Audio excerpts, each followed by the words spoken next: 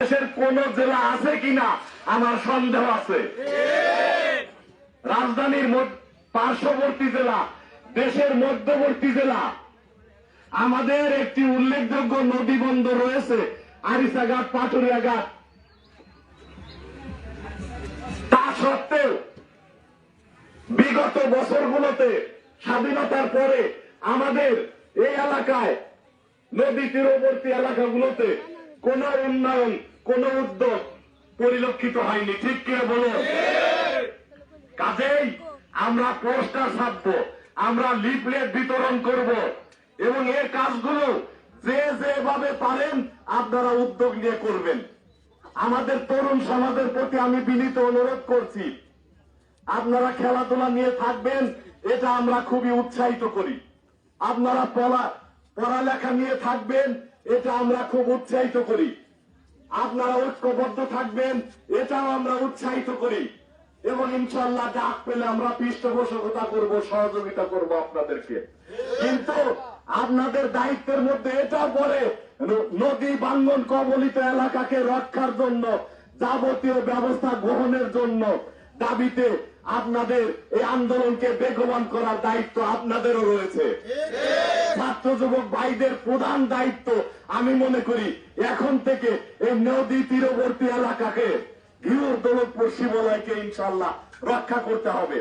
অন্যথায় আমরা যতই উন্নয়ন সংগঠিত করি সেই উন্নয়ন টেকসই হবে না।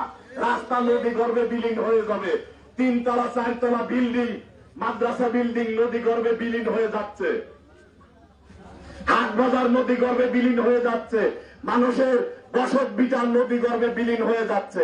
কাজে এভাবে উন্নয়ন সংগঠিত টেকসই হবে না। কাজেই এই উন্নয়ন টেকসই করতে এবং আমাদের এই 3টি উপজেলার জনপদকে নিরাপদ বাসযোগ্য করতে হলে অবশ্যই আমাদের নদী ভাঙন রোধ করতে হবে, নদী শাসনে কার্যকর ব্যবস্থা গ্রহণ করতে হবে ইনশাআল্লাহ। কাজে আমি বলেছি দীর্ঘদিন ঘুমিয়েছিলাম, আর আমরা এই প্রশ্নে ঘুমিয়ে থাকবো না ইনশাআল্লাহ। আমি ব্যক্তিগতভাবে মনে করি আমাদের উন্নয়নের চাবিকাঠি হচ্ছে নদী ভাঙন রোধ করা। আমাদের উন্নয়নকে টেকসই করতে হলে এই নদী শাসন ব্যবস্থা গড়ে তুলতে হবে। আমাদের শস্যকে গড়ে তুলতে হলে, আমাদের বাণিজ্যিক কেন্দ্রকে টিকিয়ে রাখতে হলে এই নদী ভাঙন রোধ করতে হবে, এই নদী শাসনের ব্যবস্থা করতে হবে এবং সেটার নাম মাত্র অর্থ লুটপাটের মহড়া হলে চলবে না, কার্যকর টেকসই ব্যবস্থা গ্রহণ করতে হবে। ঠিক কিনা বলে?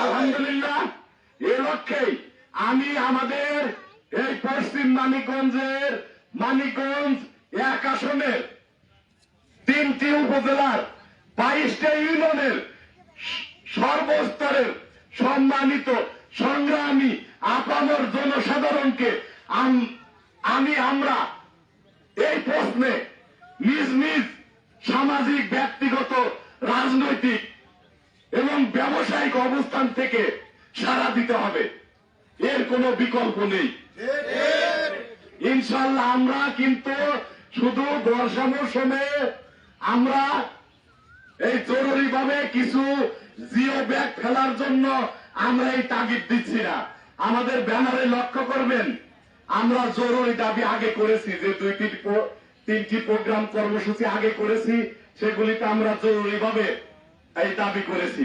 কিন্তু এটা আমরা লিখেছি ব্যানারে দীর্ঘমেয়াদী পরিকল্পিত ব্যবস্থা চাই নদী ভাঙন রোধে, নদী শাসনে। আমাদের এই দীর্ঘমেয়াদী কার্যকর ব্যবস্থার দাবিতে আমরা বছর ধরে আন্দোলন করবো ইনশাআল্লাহ। শুধু আমরা না, আমি আগেই বলেছি আমাদের যত সামাজিক প্রতিষ্ঠান আছে, ধর্মীয় প্রতিষ্ঠান আছে, মসজিদ, মাদ্রাসা, হাট বাজার কমিটি এবং বিভিন্ন ক্লাব, বিভিন্ন ছাত্র সংগঠন, যুব সংগঠন, সবাই যেন এবং স্থানীয় জনপ্রতিনিধি, চেয়ারম্যানগণ, মেম্বারগণ, সাবেক চেয়ারম্যান, মেম্বারগণ, রাজনৈতিক সম্মানিত ব্যক্তিত্বগণ, সহযোদ্ধা ভাইরা যে দলেরই হন, আপনারা যার যার অবস্থান থেকে যার যার আঙ্গিকে যে যেভাবে যতটুক পারেন আপনারা এই আন্দোলনকে বেগবান করবেন ইনশাআল্লাহ। আমরা এই সংশ্লিষ্ট বাংলাদেশের এই নদী কর্তৃপক্ষ, এই পানি কর্তৃপক্ষকে ইনশাআল্লাহ 1 বছরের মধ্যে বাধ্য করব দীর্ঘমেয়াদী বড় প্রকল্প হাতে নেওয়ার জন্য। আমি সময়সীমা উল্লেখ করলাম। আজ কয় তারিখ মনে রাখেন আপনারা? 10 তারিখ। কোন মাসের 10 তারিখ? জুন মাস 2025-এর 10 তারিখ। আর ইনশাআল্লাহ আগামী বছর এই দিনে 1 বছর হবে এবং আগামী বছর আপনারা এই দিন মনে রাখবেন। এই দিনের মধ্যে অর্থাৎ 1 বছরের মধ্যে যদি এই ঘিউর দৌলতপুর শিবালয় উপজেলার পদ্মা যমুনা তীরবর্তী এবং অন্যান্য ছোট নদী তীরবর্তী, যেমন জাবরা পর্যন্ত, ঘিউর দৌলতপুর হয়ে জাবরা পর্যন্ত যে নদী গিয়েছে, এই সকল নদীতে যদি দীর্ঘমেয়াদী কার্যকর স্থায়ী ব্যবস্থার প্রকল্প গৃহীত না হয়, আপনারা মনে রাখেন আজকের এই তারিখ পর্যন্ত দেখবো যদি আল্লাহ পাক সবাইকে বাঁচিয়ে রাখেন ইনশাআল্লাহ, আমি বেঁচে না থাকলেও আপনারা এই আন্দোলন চালিয়ে যাবেন ইনশাআল্লাহ। আপনারা মনে রাখবেন এটা আমাদের কোন দলের দাবি না, ব্যক্তির দাবি না, কোন নেতার দাবি না, কোন একক গোষ্ঠীর দাবি না, কোন একক ব্যক্তির দাবি না। আমাদের এলাকাকে ভাঙনের হাত থেকে, বিলীন হওয়ার হাত থেকে, ধ্বংসের হাত থেকে রক্ষার দাবি। এই দাবি যে কেউ আপনারা নেতৃত্ব দেবেন ইনশাআল্লাহ, যে কেউ এই দাবিতে আপনারা কর্মসূচি পালন করবেন ইনশাআল্লাহ, এই বিনীত অনুরোধ জানাচ্ছি।